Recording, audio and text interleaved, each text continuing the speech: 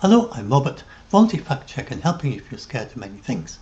And this is the basic point I want to explain here is that the drones that go very occasionally out of about 400 drones, 10 of them flew out of the Ukrainian airspace and they went wandering off into Poland and rather aimlessly, not headed for anywhere particular.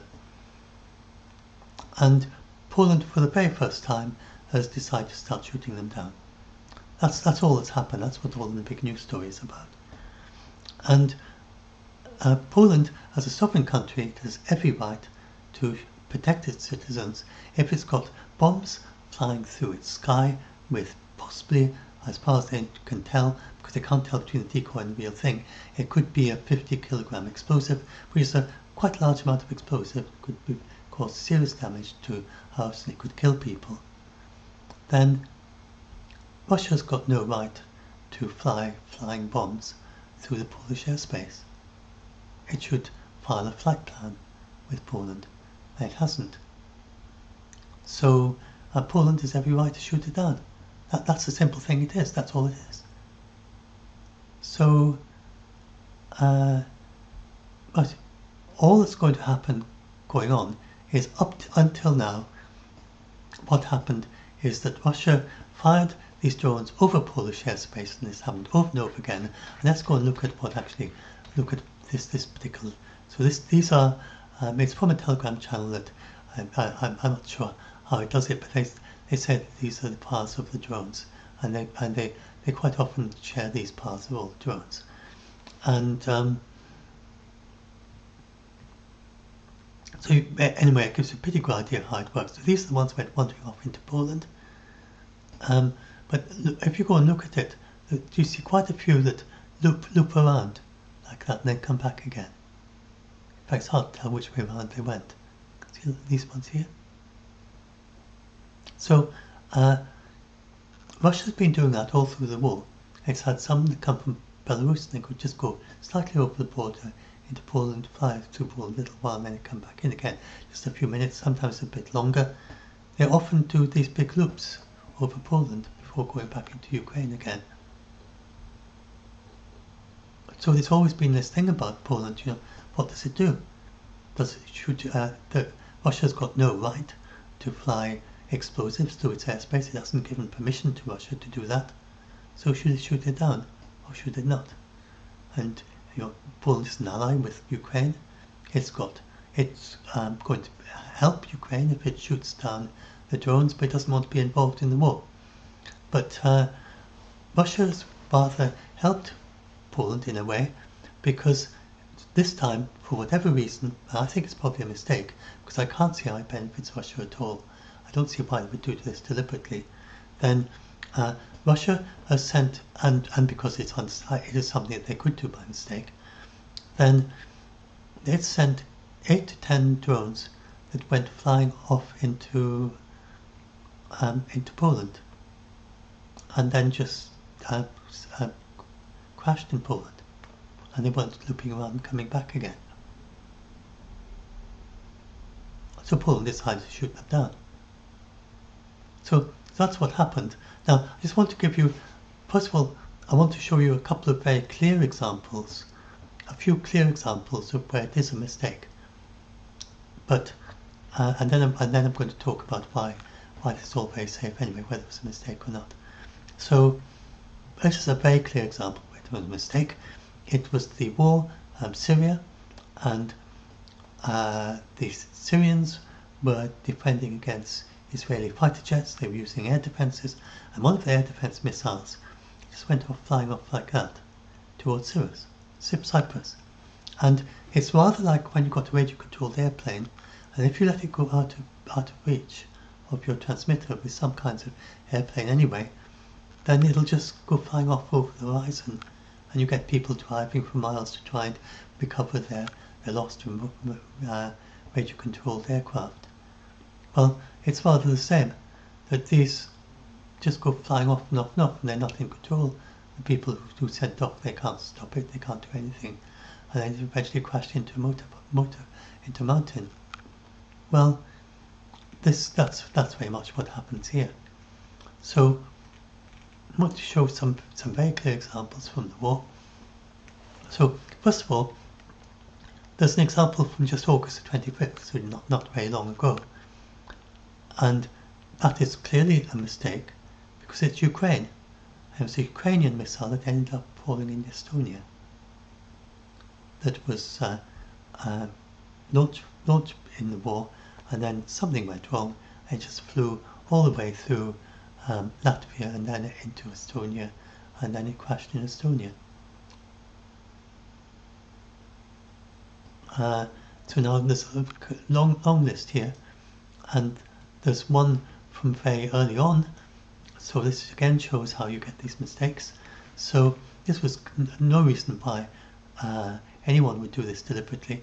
So this is this rather huge thing. It's about 14 meters long, about 50 feet long, and quite a big thing.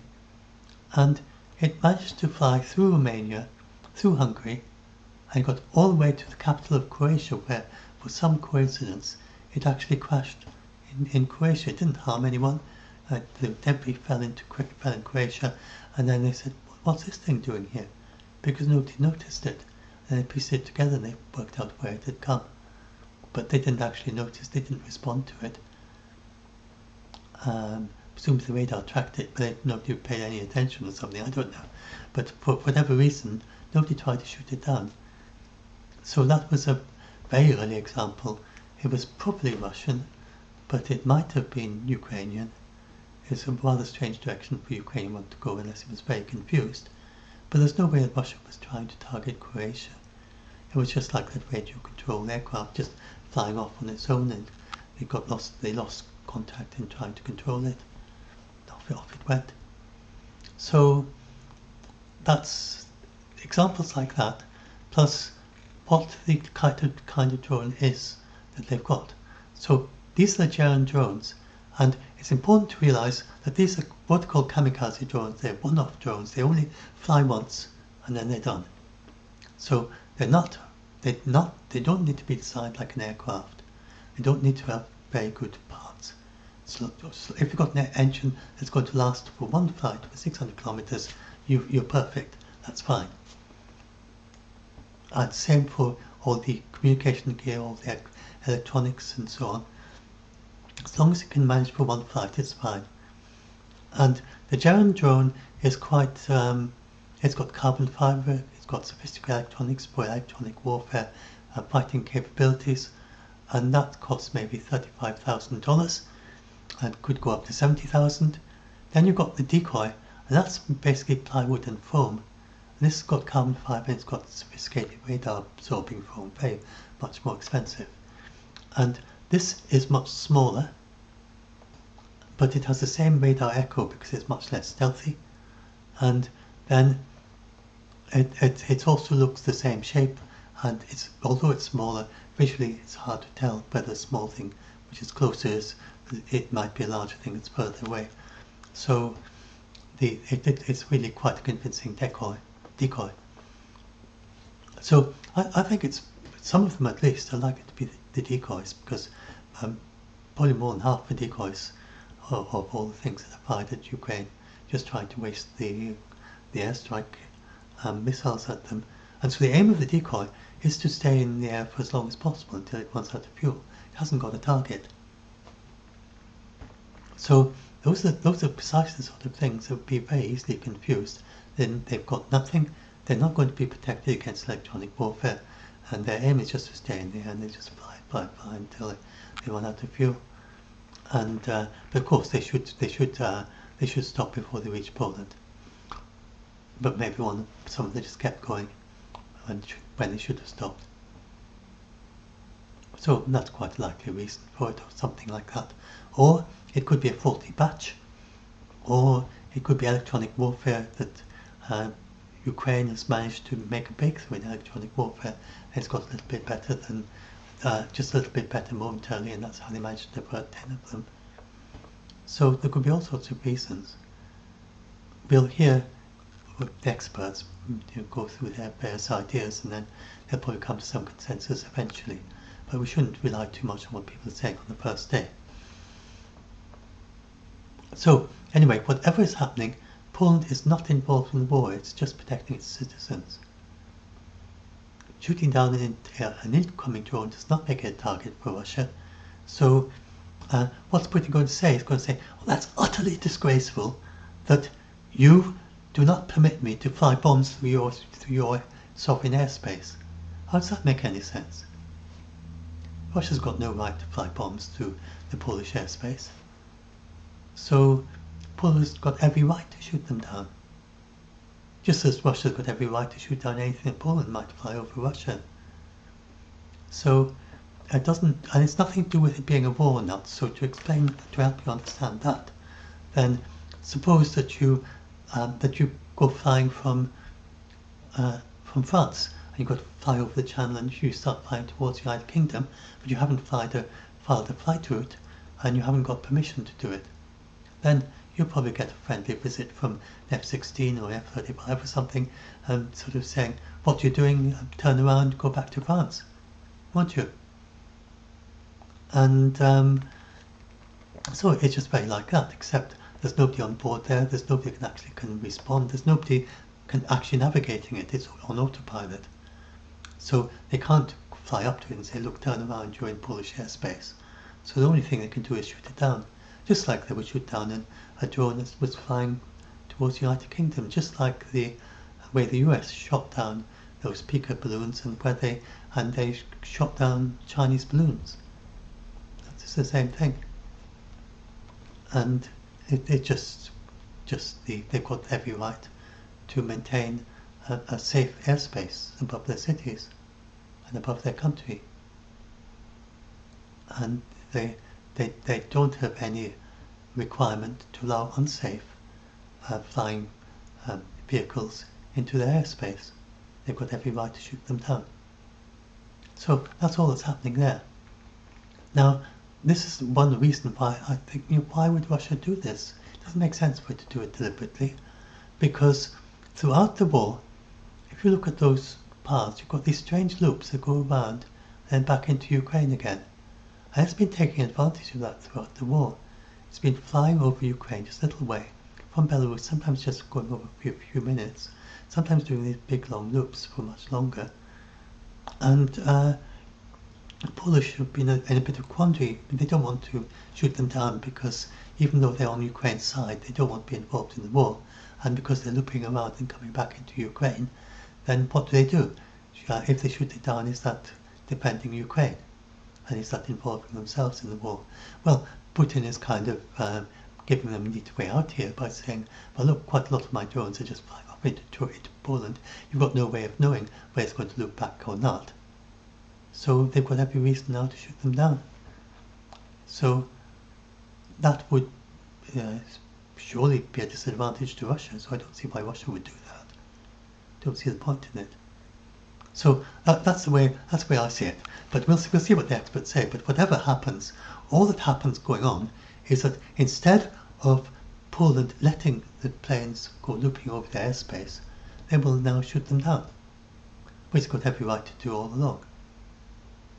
And Russia will just have to stop doing this crazy stuff of flying over the skies of Poland on the way to Ukraine in these big loops that they so often do. Like you see, this is not new. They've been doing that for years. They were doing that in 2022. So that's all that's going to happen. Is that so I want to talk a little bit more about some other things. So I'll talk about why they closed down the airports. Well, hopefully you all understand that now. It's just because when Poland decides to shoot down these drones, well, if it's shooting down drones, it doesn't want passenger airplane in space as well. So it has to close the airspace so it can go shooting down the drones. So that's pretty straightforward. And that's about how to get them confused, I don't think. So so I talked about, then to give the example of the Chinese spy balloon. This is about how countries got every right to shoot down their drones. So now, I just want to talk about Article 5. This is so misunderstood. Article 5 is defensive. there's no retaliatory element in it. There's never any obligation for the Allies to attack Russia or to attack another country. Not at all. Nothing like that. And so, to give an example, I know that Estonia does have a lot of Allied forces in it that would help it in various ways. But just suppose that an alternative history or something in Estonia had nothing there that could shoot down drones. Then Estonia would, let me just get some water too. Getting a bit dry because I had to do a few tries at this.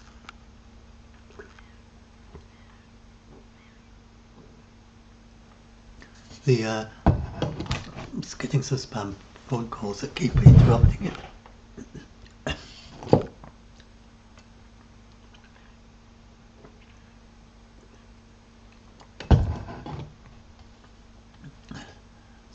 So anyway, suppose that excuse me, suppose that Estonia wasn't able to shoot down drones, then excuse me,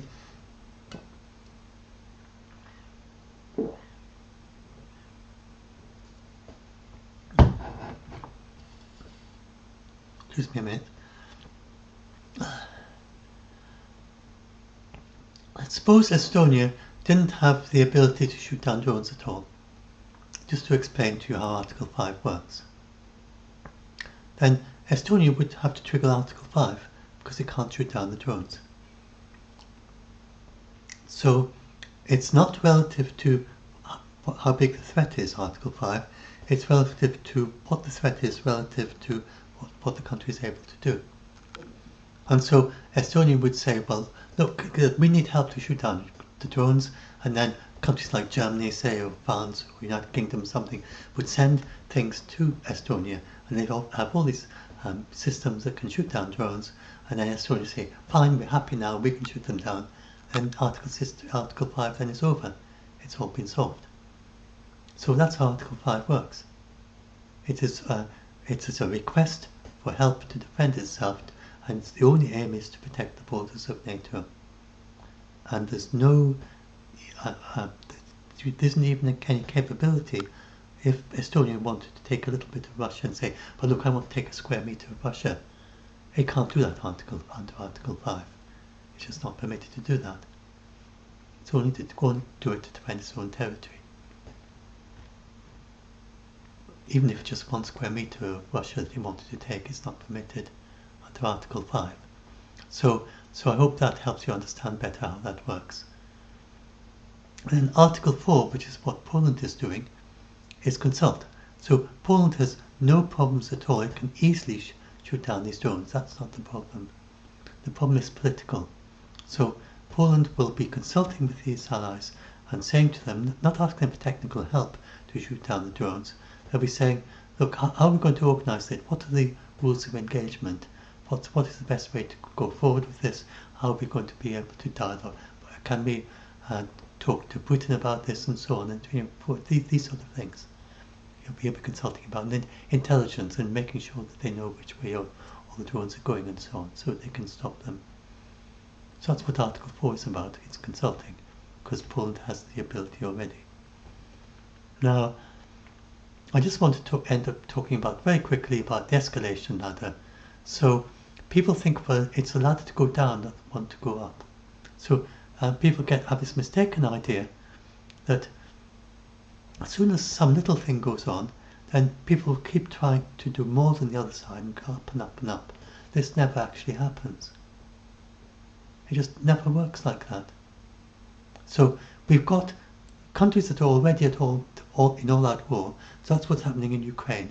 It's Russia and Ukraine are both, and they're keeping, Russia is avoiding the most severe war crimes, like firebombing a city, say. Ukraine is complying much better with the law of war, and it's only attacking military targets in Russia.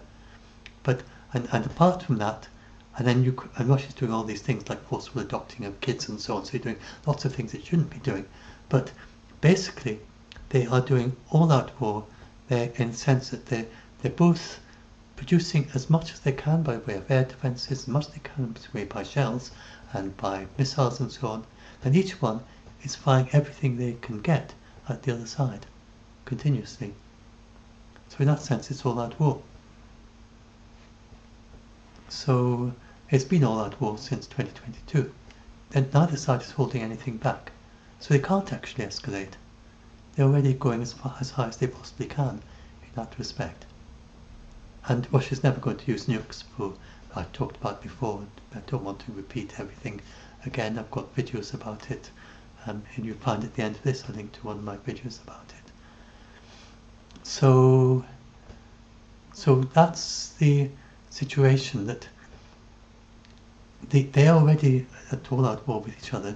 They're not. When you have something between NATO and Russia do not want to fight with each other, and because they don't want to fight with each other, then if any little incident happens, they're going to immediately go down, and just de-escalate immediately. And we have this situation between this example of Pakistan and shooting down the Indian jets. Now, you talk about an escalation ladder and you start thinking, well, you go up this ladder and eventually you get to a nuclear war, and people have the idea you go up faster and faster and faster, like it's an escalator that you can't go down. It's not how it works at all. So the drones, not even on this ladder, shooting down a drone, you've got every right to do it. It's not escalatory at all. And then this would be right near the bottom, would be shooting down a fighter jet on the other side. And in this case, Pakistan shot down 3 Indian fighter jets. And it had every right to do that because India had fired some missiles from those fighter jets into Pakistan. And the Pakistanis, they had the Chinese fighter jets and they had Chinese air-to-air missiles. And the Indians fighter jets, they didn't know that they were within range of those missiles, and that's why they were shot down. So India just learned from that mistake. There was nothing they could do. Pakistan had every right to do what it did, and so that's how that very quickly de-escalated, because there's no point in doing anything else except just say, well, look, we've made a mistake, we won't do that again. And then there was another example like that, was when Turkey shot down a Russian fighter jet. The fighter jet took a little shortcut across Turkey within Syria, and when it did that, Turkey shot it down. And then when that happened, then Russia made a formal protest, but it didn't really take it very far, because I think it's pretty clear that Russia knew that in actuality their fighter jet was in the wrong place at the wrong time, and he just made a mistake and was justifiably shot down by Turkey. So that's the way these things go. They never escalate. It just never happens. Either you've got countries that want to fight with each other, and then, well, in this case, Putin wanted to invade Ukraine, and then Ukraine wanted to defend itself from the invader. So it's not that Ukraine didn't want to fight Russia, but once Russia had started invading Ukraine, then Ukraine wanted to defend itself. So you've got the countries that want to fight, in the sense that Putin definitely wanted to fight, and Ukraine had no choice, and so they are at all-out war with each other. But then, when both countries do not want to fight, then they never escalate to all-out war. They never escalate at all. And that's the situation between Poland and Russia. They don't want to fight each other. So it's not going to go up the ladder at all. So that's how it works. So, and if they do accidentally go up a little bit, then they'll go down again. So I hope you can understand a little bit better now why we're so safe. And especially, and nobody wants to get into a situation where there's any possibility of getting any remotely near a nuclear war. But there's something like maybe 40, 50, 60 steps, or different steps. Shooting down a fighter jet on the other side, it would just be about, say, 1 or 2 or something. Be loads and loads of things you'd have to go up, and then you can, each stage, both sides want to go down. So that's why we're very, very safe from any kind of escalation into something major like that. So hope that helps you out. I've basically helped on 3 different things that I think might be helpful. So first of all is on the, so let's just go quickly through those 3 things as kind of recap. So first of all is that, let's go down here. It's likely a mistake, but we'll find out. It could be sort of deliberately on purpose. And I talked about how countries have every right to shoot down drones and other hazards in their skies. So that's a very important thing to remember. So Poland has every right to do this. It's not harming Russia in any way. These drones are just heading off to crash in Poland anyway, and they're just defending their own citizens. So they've got every right to do that, and Russia's got nothing to object, and there's no reason for Poland to start that. It doesn't no requirement to attack Russia, just to keep shooting down the drones, and then Russia will respond to that by stopping these crazy loops around through Poland, and they'll say, well, look, we now get shot down, so let's plan a different way to get to that target, because we don't want to be shot down. And so that's what's going to happen there, presumably. Well, probably it's the most likely thing to happen. And then then I explained about Article 5, that Article 5 is defensive, and I gave the example of the if Estonia wasn't able to shoot down drones, then it would have to trigger Article 5, because it's the only way to get the help. And all the countries would send it what it needs, and then it would then be able to shoot down drones. Article 5 situation over, because it can now defend itself. That's how Article 5 works. There's nothing about retaliation, there's nothing about nukes, it's just about defending the territory of NATO. So that's that. And then I talked about how the escalation ladder has got dozens of steps, and the steps you go down rather than up, and the countries that don't want to go to war, they keep going down the escalation ladder whenever something small happens, and the numerous precautions to keep us safe. So I hopefully all that background, and I last got to the end of this, I'm sorry, I got interrupted in the middle with a bit of a tickle in my throat.